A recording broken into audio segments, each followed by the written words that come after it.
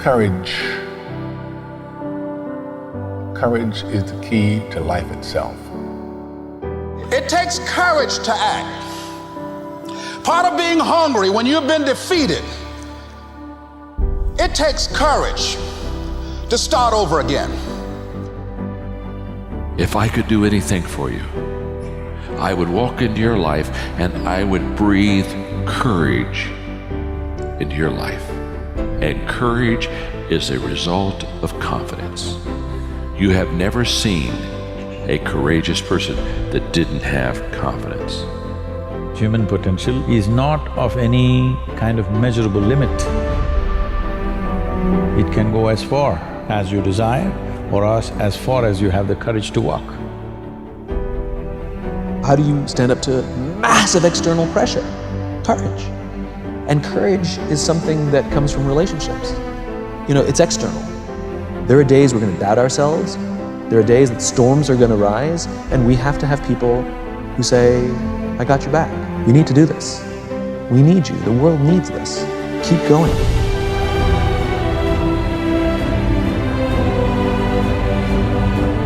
Courage is not the absence of fear. Courage is the judgment that what you want is more important than your fear. It takes courage to achieve your goals, man. It takes courage to be successful. Patience and inner voice makes you unbeatable. You've lived a life dominated by doubt and fear. How do you step into bravery? Step.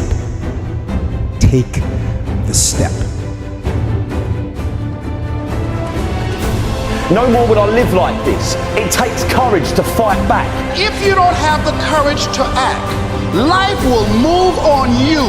You don't work for nobody else. You work for your mama, you work for your sister, you work for your aunts, you work for your grandma, you work for your family, you work for your kids. You ain't making no other man rich. Do you have the courage to stand there though the storms keep raging? It takes courage to be successful. It takes courage to win. It takes courage to be different. It takes courage to go where you've never gone before.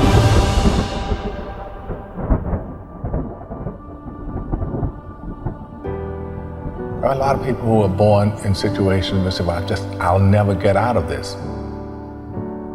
So they won't.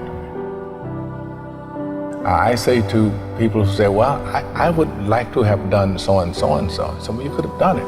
So, well, I couldn't get out of here. Man, the bus runs every day.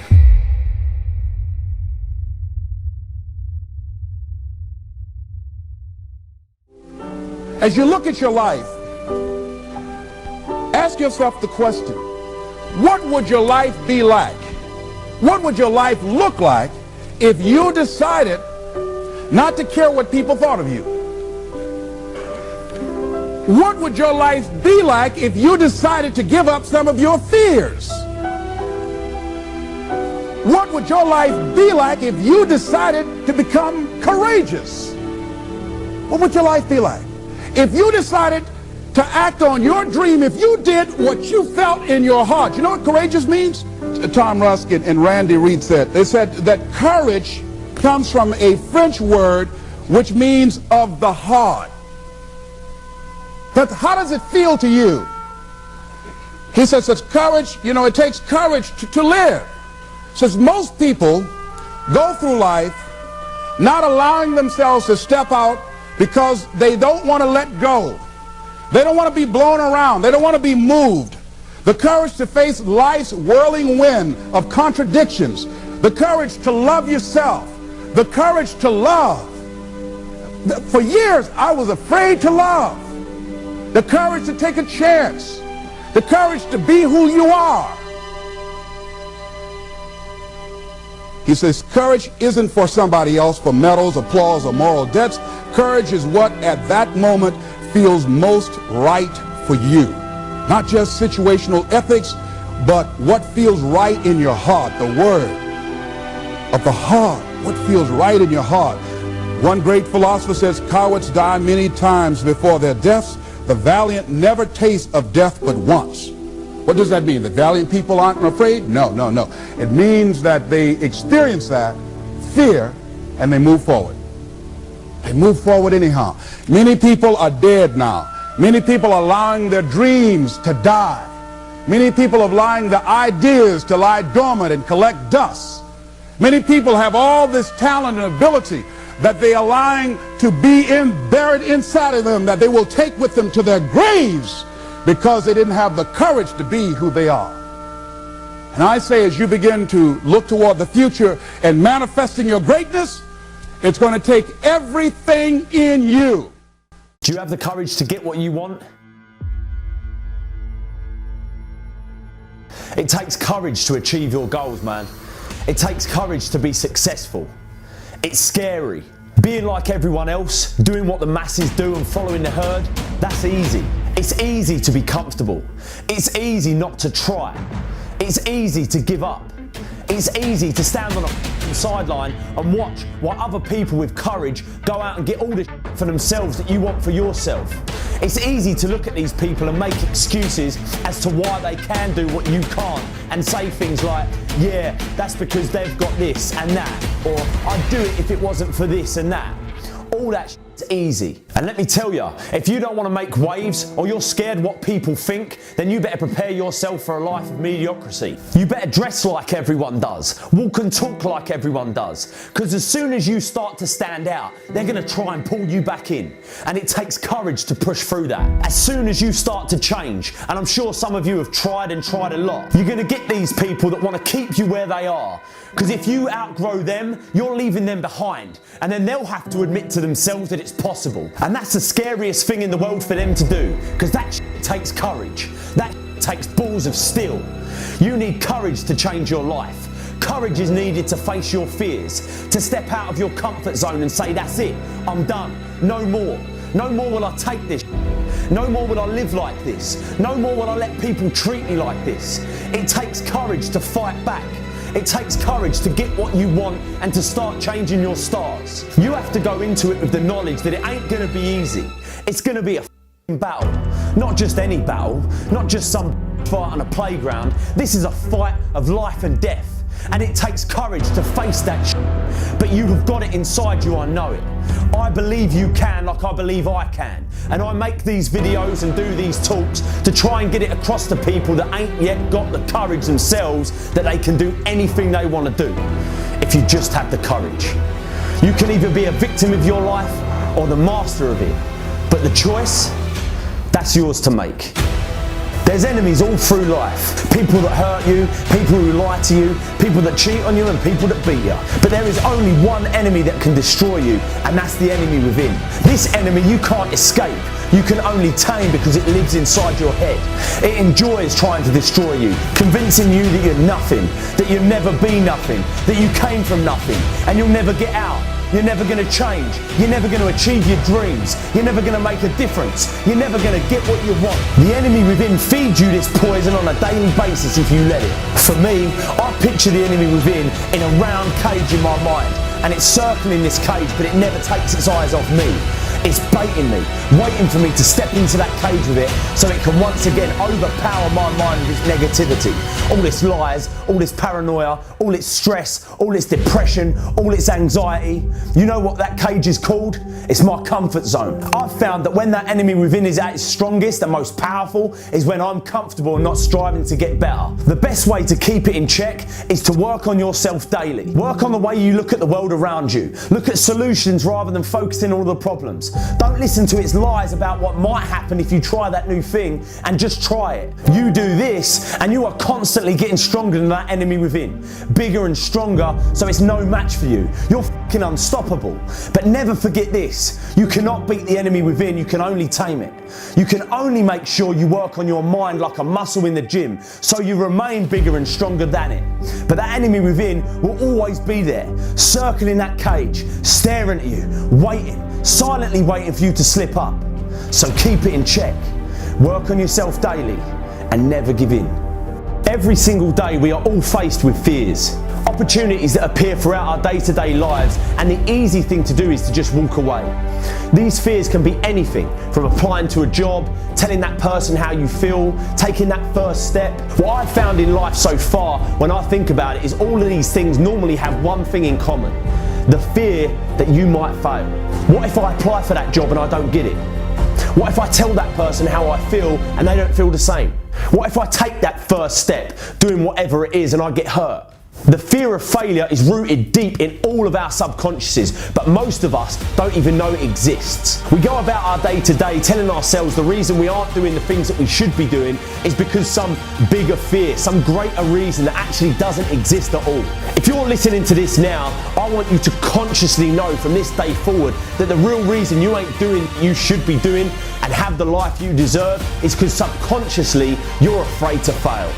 You're afraid you won't get it. You're afraid they'll say no. You're afraid you'll get hurt. You're afraid you'll fail. Face your fears. Once you admit this simple truth and start getting real and honest with yourself, you'll start finding it a lot easier to deal with. Because let me tell you something, when you admit that it's failure you're afraid of, failure suddenly becomes nothing to be afraid of at all. You have the strength inside you to do anything, be anything, but all the while you're letting fear control you, you won't do anything. Face your fears.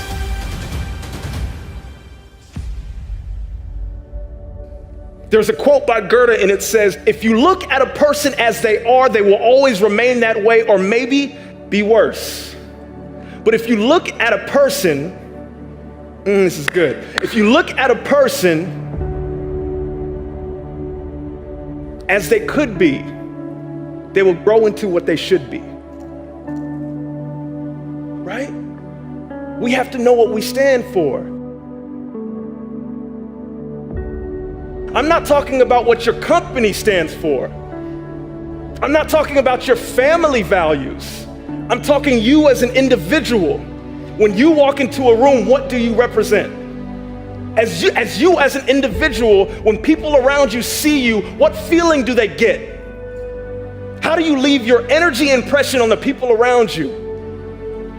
As individuals, we have to do that. That's the first step that we have to do when we're talking about make your mark. Everybody repeat after me, make my mark. Repeat after me, in order to make my mark, I have to define my mission statement. In order to make your mark, some of you are going through, you're on the journey of becoming, and you have to look at adversity with a new perspective, right? By a show of hands, how many of you guys have experienced fear? I need the elbow to lock. So here's what fear does.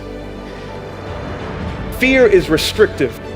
Fear stops us from taking the steps that we need to take to become the best version of ourselves. Fear is the thing that's literally holding you back from doing the thing that you're supposed to do. Fear is stopping you from becoming the leader that you're supposed to be now. One of the things that I've learned in my past is that leadership is not a title. Leadership is an action. Leadership is not the title that you have. You can clap for that because let's go.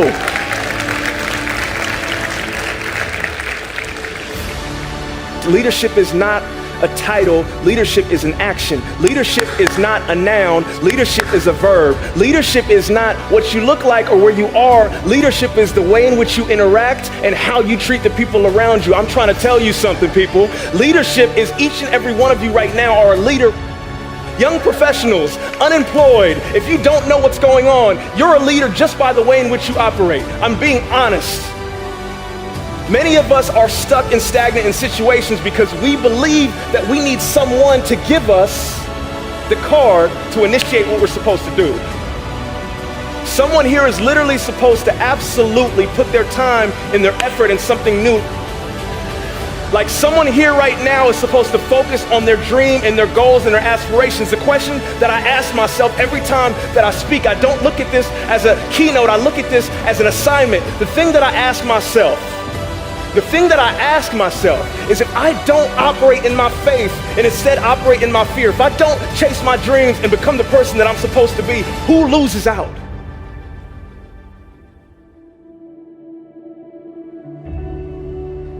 I realized that I wasn't doing this for me. Like every time I do something, it's not just for me. There are people who are watching you right now in your journey, and you're inspiring them just by the way in which you move.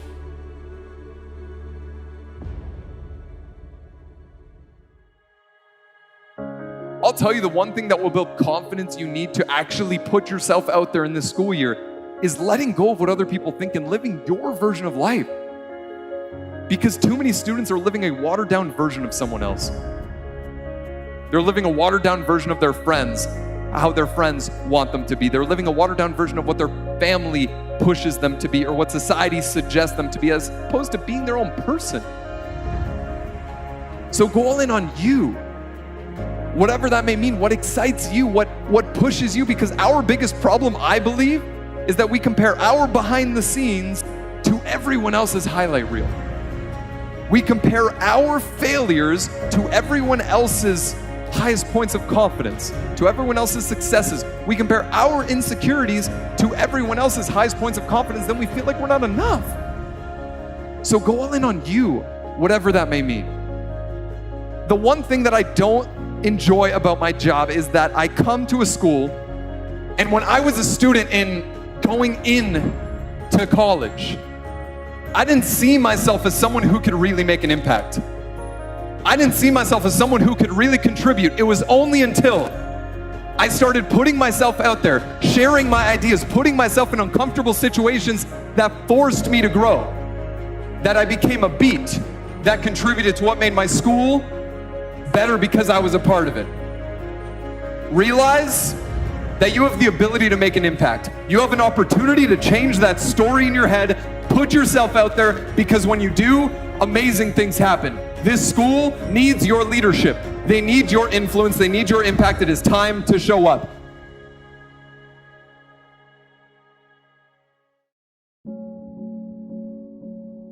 We're all carrying things in our pack.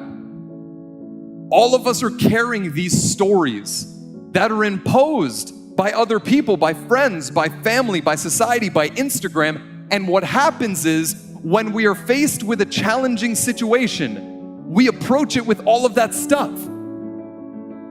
Some of you believe the stories that you've made up in your own head. The story of I'm not good enough. The story of I'm not academically inclined. The story of I'm not a morning person. The story of I can't really make new friends. The story of I can't really have an impact on the people around me. And now listen, I want to be abundantly clear. I'm not the guy that's going to come in here and tell you what stories to tell yourself, but I want you to get back to the place where you can start telling yourself better stories. Stories that you are enough, that you are charismatic enough, that you are courageous enough, that you aren't like them, and that's okay because you are like you. I believe when we stop believing the stories that we tell ourselves in our own heads and start telling ourselves new stories, stories that are actually aligned with who we are and who we would like to become, that is when we are able to change ourselves and change the people around us. But I want you to raise the question within yourself of defining the snake in your life. That thing that keeps on coming up that it is time to face, because here's what I know. Every single person in this room, student and faculty, has something that comes up that tries to get in their way, make them want to quit and turn around and walk away. And what I know to be true is defining that thing for you is the only way to be able to overcome it. We talk a lot about leadership going into a new school. How do you show up as a leader in this school and the community around it? True leadership is leaning into the things you're afraid of. True leadership is consistently choosing courage instead of fear. True leadership is having the courage, the audacity to take on challenges, things that don't make you feel good, while inspiring other people to do the same. It takes courage to make a new friend. It takes courage to stand up for that person that you see on campuses isn't being done right. It takes courage to wake up a little earlier instead of late, to join that student group, to put yourself out there more than you thought that you could. It takes courage to live a great life. So make the decision today of what courageous act are you going to make for yourself and the people at this school. It starts by taking on the things that you can actually affect, that you can control, and that you can impact, because I see way too many students coming into college and university that allow themselves to be defined by what happened yesterday.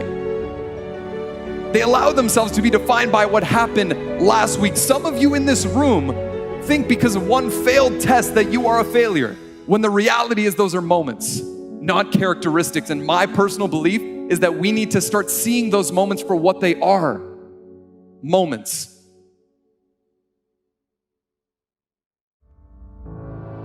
Oh yes, it's true. Many people put it on the line. Many people get out there every day and do something that has never been done before. Many people out there put it on the line and do something special to help someone else. Why can't we recognize them? No matter where you go, no matter where you may be, someone is out there right now that is doing something far greater, and they're putting so much work in to make a difference in this world.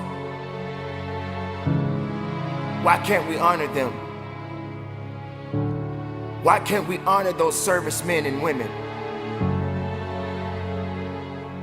You have to consider the fact there are great doctors, there are great lawyers, there are great teachers, there are great mothers and fathers, there are great people in this world. And we all are responsible for one another. We all have a duty. We all have to serve. Whether you wear a uniform or not, you have to serve. Can you be a serviceman? Can you be a servicewoman? Can you serve? Are you prepared to serve? Do you have the ability to serve? Don't make it about yourself. You have a duty. You have a responsibility. They didn't give up. Why should you? Keep moving. Keep believing. We are all one. Both far and near, we must serve.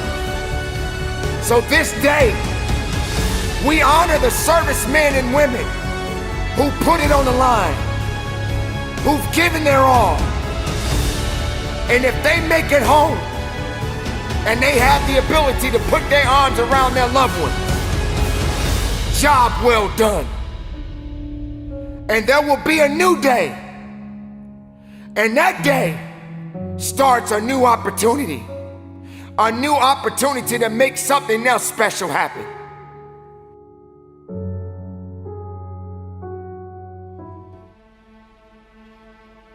A C student can justify anything, and the worst part about it, they can believe the excuse. Don't look at me like that. Some of you guys have been defeated already in your life. You're saying to yourself, you know what, I got a GED, nobody wants me. I used to be an alcoholic, nobody wants me. My own father used to tell me I was no good, nobody wants me. I'll just work this little dead-end job and we'll figure out what's next, because I don't have anywhere to go. Some of you guys can relate to what I'm saying. Somehow, some way, you've disqualified yourself. I work with so many people and I can relate to it. Nobody can beat you but you. Nobody can stop you but you.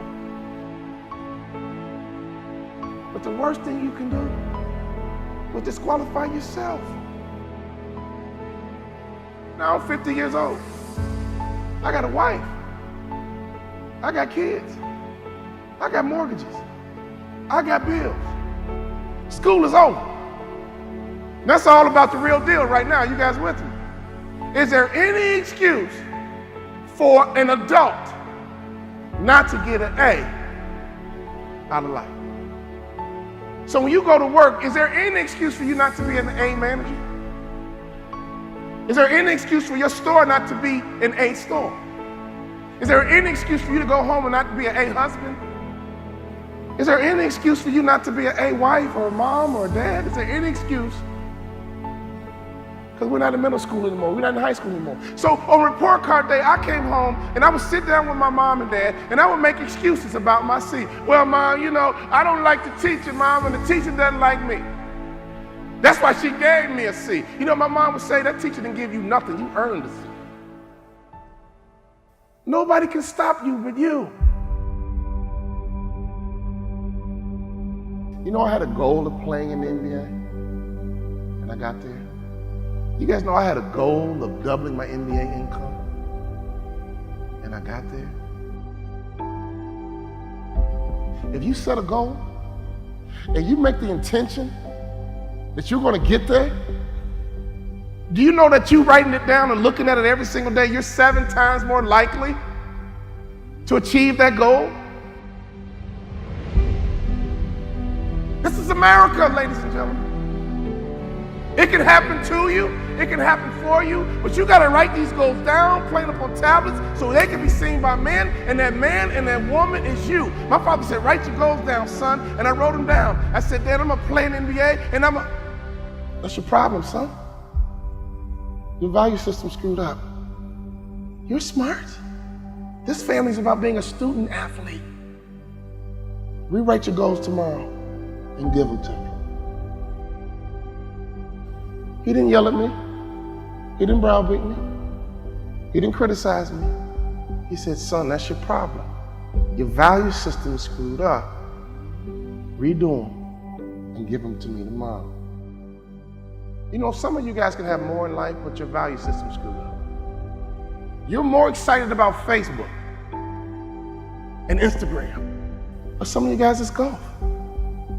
You know, I go to work, man, I can't wait to hit that golf course. My father taught me something very valuable. But you know what? You will dwell in what you dwell on. You will dwell in what you dwell on. If you dwell on marijuana, you will dwell in marijuana. And you will get the weed smoker's reward. I thought about it the other day. I'm from Chicago. I've never been to a thug retirement party. Have you? I've never been to a thug retirement party. I guess I have. They're called funerals. What you dwell in, you dwell on. So can I give you a little bit of advice? Make sure your value system is good. Make sure your value system makes sense. People say all the time, well, what's most important to you? God, family, work. And I know what you're going to write down, but it's got to be real in your heart. Does that make sense? What was in my heart was sports, and that's no lie. My father said, redo your value system, son, it's screwed up. I redid it the next day. I said, Dad, you ready? Yeah. Okay, Dad, I'm gonna graduate college in 4 years. I'm gonna play in NBA. Anybody know why I ducked? My dad had a nice backhand. I said, I'm gonna play in NBA. And this is what I said. I'm gonna make more money in business than I did in sports. You know what my father said? I like it, son. I like it. I want you to take those goals out and look at them every single day. Before I knew it, that 2.1 turned into a 2.9. Before I knew it, I got selected to be president of the journalism club, captain of the homecoming committee. Before I knew it, people began to recognize me not as an athlete, but as a leader in school. All of a sudden, I wanted a 3.0. I'm gonna get a 3.0. I'm gonna get a 3.0. And they were like, Walter, it's mathematically impossible. You know what I'm talking about? So I got as high as I can get, a 2.9. And I realized, you know what? I could have had a 3.0 easy if I would have taken advantage and been a little bit more mature in my past life. Some of you guys need to hear what I'm saying to you right now. Some of you guys used to be immature in your past life. Can I get a witness? Now you're not in middle school anymore. You're not in high school. Childhood is over, would you agree? And grown men and grown women think a certain way, operate a certain way, and have a certain mindset and mentality. I want you to understand you are a part of a legacy. You've heard about your mom's story. You heard about your dad's story. Now it's time for you to build your story. My father was a sharecropper in Tennessee. I heard all the stories my dad would tell me being a young black boy in Tennessee. He said, son, I got called the N-word so many times, I began to think it was my first name. But I busted my butt for you, son. I busted my butt. I went back to college for you, son. I got educated for you, son. Everything I do is for you, son. See, right now, I want you to understand you are a part of a legacy. Many of you guys, your mom made sacrifices for you. Your dad made sacrifices for you. Now it's time for you to grab the bull by the horns and impact your legacies. Everybody with me? Your mom and dad have this story. Your grandfather, your grandmother has his and her story. Now you are building your story. I was at a track meet one day, and I was watching a 4x1 relay. And I love a 4x1 relay because that first sprinter takes off with the baton in their hand and they run as hard as they can, as fast as they can, and when they get to the next athlete, they yell, stick! And the next athlete takes off running, but they reach back. They just reach back a little bit. Then they run as hard as they can, as fast as they can, for 100 meters, and then they yell, stick! And it's so important to make a successful handoff because if you don't make a successful handoff, you are disqualified. And the next athlete's turn is to run as hard as you can, as fast as you can, and then they yell, stick! And they hand it to the anchor. That anchor is Carl Lewis. That anchor is Flojo. That anchor is Usain Bolt. And that last 100 meters, whoa! They come around that curve, and all you hear is elbows and form, and they come down and cross that finish line. Oh! So I was at this track meet, and I saw them handing this baton. They kept yelling, stick! Stick! Stick! Stick! Stick! Your father might be from Russia. Your grandfather might be from Cuba, Colombia. I don't know where they're from, but let me tell you something. At some point, they're gonna yell, stick! And that baton's in your hand. So we don't have time to be silly anymore, would you agree? We don't have time to play games anymore, would you agree? You gotta get that baton in your hand. You gotta run as hard as you can, as fast as you can. And every day in that car in the morning, my dad would just talk to me. Like, son, I'm from Tennessee, son. Education is very valuable. You cannot devalue education the way education is important, son. That's the way out. Education, working hard, education, getting trained. Smart families are training and development organizations masquerading as a family. Mom, dad, you are head trainers of a family. You know what my dad would say? Go get it, son, go get it. Be sweet, baby, be sweet, go get it. Go get it, be sweet, baby, go get it. Go get it, be sweet, baby. Go get it, be sweet, baby. Every time I left the house, my mom would say, be sweet, baby, be sweet. My dad would say, go get it, son, go get it. Go get it, son, go get it, be sweet, go get it, be sweet, go get it, be sweet, go get it, be sweet. My family had two core values. Go get it, son.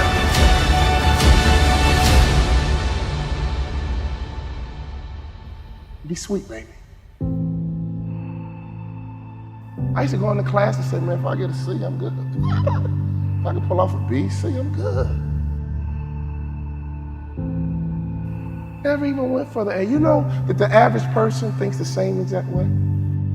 They could do more, they could be more, if they believed more.